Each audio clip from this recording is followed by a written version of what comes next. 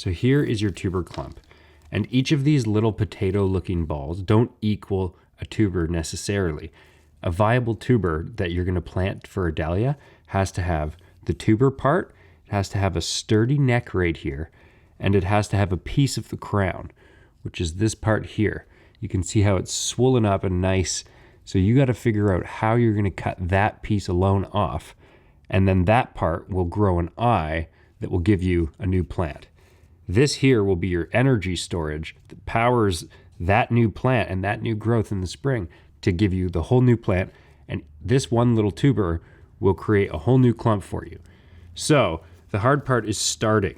And what I often do is I go through it and I look for any broken necks, because if there's any broken necks, you can cut them off because you know they're not going to grow you a new dahlia plant. And this one actually has no broken necks. It's a really strong tuber. So I am just going to start going to town on it.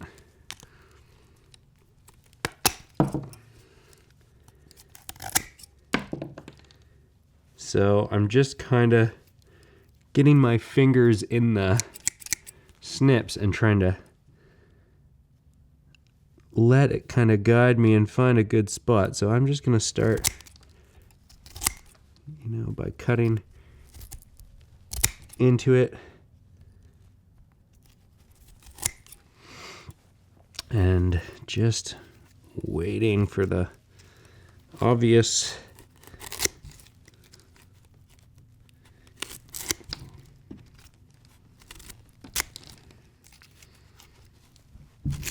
and sometimes you have to make some sacrifices, and one or two won't make it. Okay, so here we go. I'm splitting it open.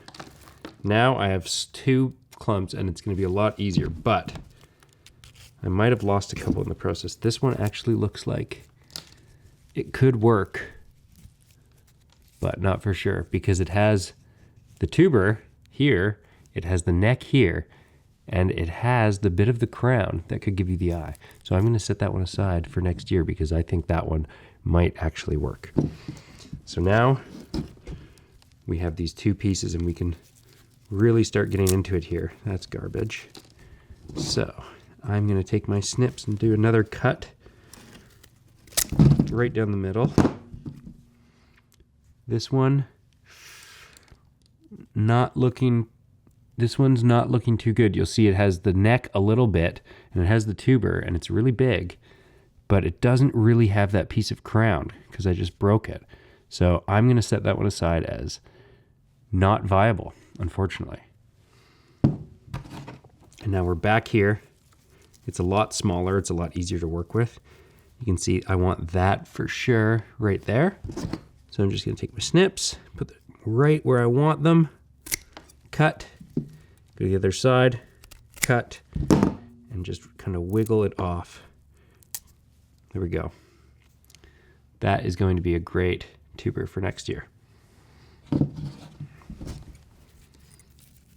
Carrying on, this one's neck is broken, you can see. So that is going on the floor. It's garbage. And now I'm going to go in here, cut it there, cut it there. Boom. That's good. This one's just going to fall off. That's good. You can see tuber, neck, crown. That has all the components you want. This one, yep, there's your eye right there. That's where it's going to form. So that's going to work too. So just off half the clump, we got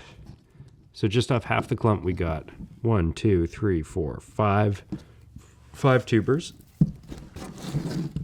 Let's keep going on this clump.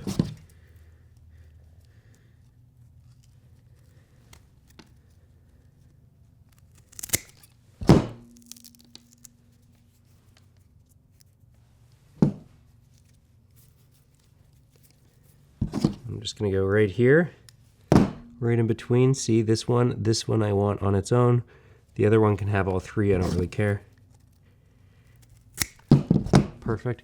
So now we got these. Look at that. And that was just half the clump. So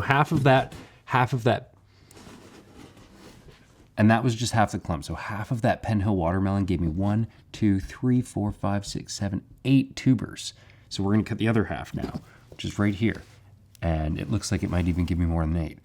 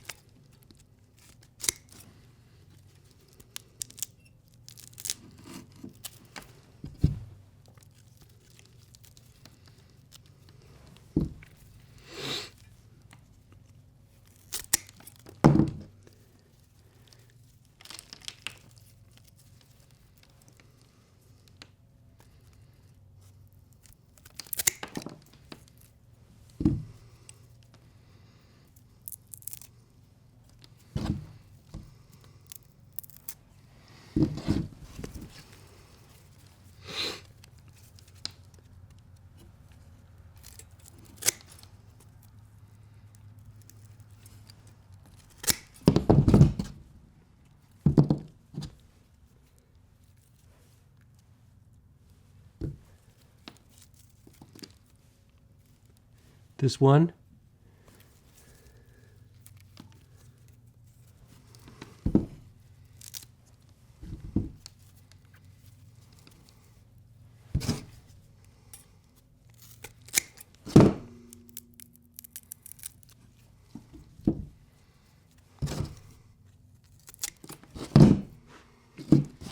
so here you have it. One clump, give me 1, 2, 3, 4, 5, 6, 7, 8, 9, 10, 11, 12, 13, 14, 15, 16, 17, 18, 19, I'm pretty sure, or 20 tubers from that one clump,